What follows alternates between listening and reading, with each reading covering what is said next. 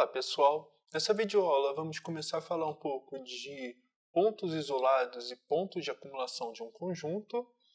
E essa aula é bem introdutória, eu não vou provar nada, eu só vou citar e falar um pouco mais com intuição.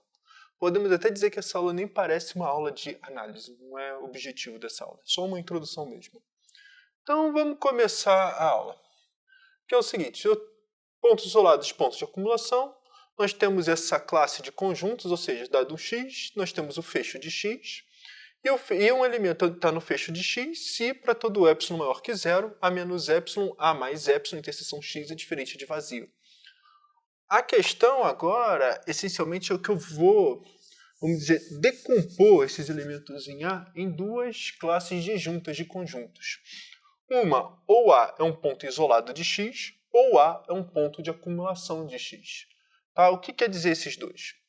Então, primeiro, vou precisar de duas definições. A primeira é o seguinte, x é um ponto isolado, x pertencente a x é um ponto isolado de x,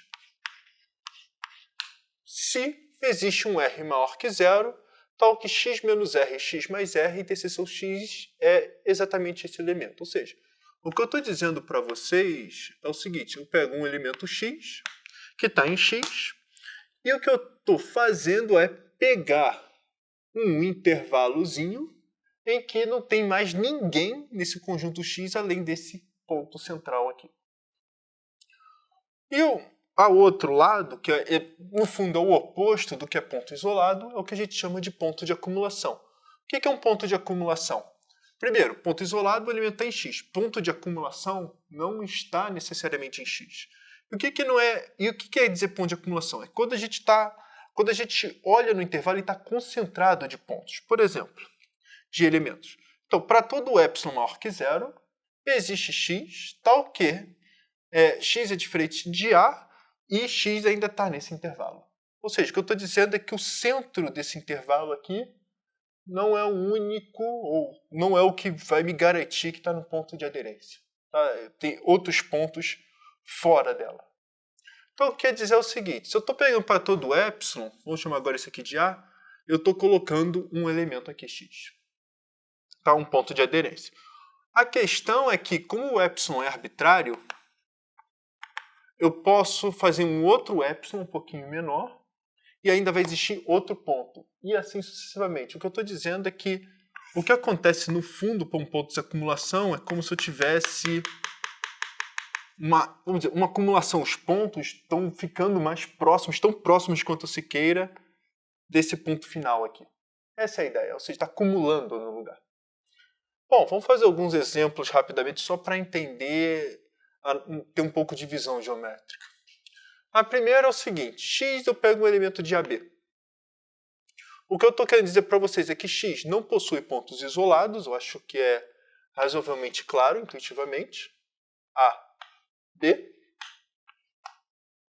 E mais ainda, os pontos, além de não ter pontos isolados, mas os pontos de acumulação é exatamente todo o intervalo AB. Ou seja, qualquer elemento que eu pegar aqui, e eu pegar qualquer vamos dizer, raiozinho pequeno, eu posso ignorar o centro que vai ter elementos no intervalo. Inclusive se eu escolher esse ponto aqui. Qualquer raio que eu pegar, eu consigo um elemento de x. É isso que eu estou dizendo para vocês. Então todo elemento que está em AB é ponto de acumulação. Fora de AB, ou seja, isso aqui está dentro do conjunto de pontos de acumulação. Mas se eu pegar qualquer elemento fora, bom, não pode ser ponto de acumulação. Eu acho que está bem disjunto. Na verdade, é possível ver que o conjunto do ponto de acumulação tem que estar dentro do fecho de x. E o fecho de x é exatamente isso. Então, qualquer coisa que está fora disso não pode ser nem ponto de acumulação. Tá? Então, temos isso aqui. Um outro exemplo que a gente vai falar é x igual ao conjunto dos naturais. O conjunto dos naturais, vamos dizer, é totalmente oposto a... Você vai sempre, vamos dizer, pontos que a gente chama de todo mundo é isolado, tem um bom espaçamento entre um ponto e o outro. E o que eu estou dizendo para vocês é que todo ponto do conjunto dos naturais é isolado. Eu acho que isso aqui fica claro. Se eu pegar esse ponto aqui, eu consigo raio meio, raio 1, de modo que não tenha mais ninguém além desse 2.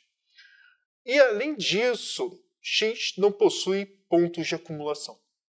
Tá? Não tem nenhum lugar que vai se acumular, tem um concentrado de elementos naturais.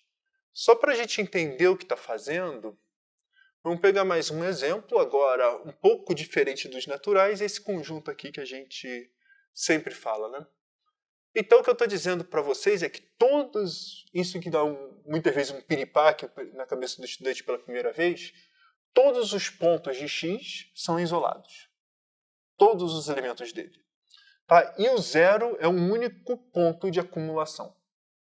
Tá? Então, só para vocês convencerem, primeiro eu vou convencer que o zero é ponto de acumulação. Acho que é até o mais fácil. O que está acontecendo é, eu pego um 1, depois eu pego um meio, depois eu pego um terço, vai ser um pouquinho mais para cá. Vou pegando um quarto, um quinto, um sexto, um sétimo e assim, vamos dizer, sucessivamente, vai acumulando aqui dentro.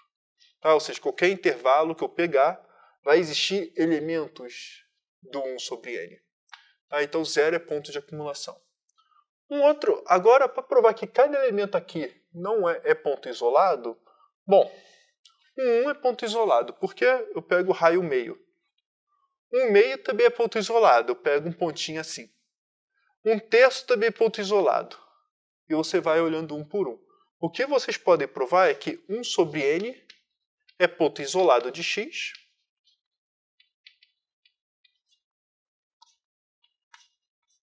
pois o que eu vou fazer é sempre esse argumento, olha só. Pois, o que eu vou fazer? Eu vou olhar o antecessor e o próximo. Então, pois 1 sobre n pertence ao intervalo aberto 1n mais 1, 1 sobre n menos 1. Tá? Eu peguei o intervalo aberto que está aqui dentro. Tá? Eu peguei tanto o superior quanto o sucessor. Vamos supor que n é diferente de 1. Tá? Por causa desse n menos 1. E, como que é um conjunto aberto,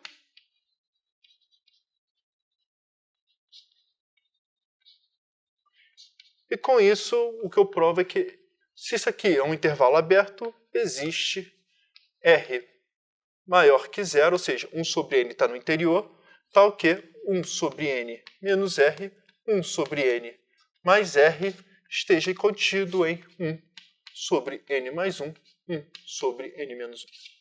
Logo, isso prova que 1 sobre n é ponto isolado. Por quê? Porque, essencialmente, eu acabei de provar que eu sei que a interseção, esse conjunto aqui, interseção x é igual a exatamente 1 sobre n. Se isso aqui, interseção x é 1 sobre n, é porque isso aqui, interseção x é 1 sobre n. Porque 1 sobre n está, etc. Então, o que eu quis dizer foi, dado um elemento de x, esses elementos são pontos isolados, mas ele tem um ponto de acumulação que está fora de x, que é o zero. E ele é único. Tá, porque é único, porque a gente sabe quem é o fecho de x. O fecho de x é exatamente x união com zero. A gente provou isso na aula passada. Se isso aqui acontece, o ponto de acumulação tem que ser elementos do fecho de x. Um elemento é ponto de acumulação, em particular ele é um ponto aderente de x. Está direto na definição. Está todo epsilon maior que zero, etc. Então, vamos dizer, só por os pontos isolados estão todos em x, e isso aqui, o zero, é um ponto de acumulação, não pode ter outro. Esse é o único. Então, essencialmente, é isso que eu queria falar para vocês.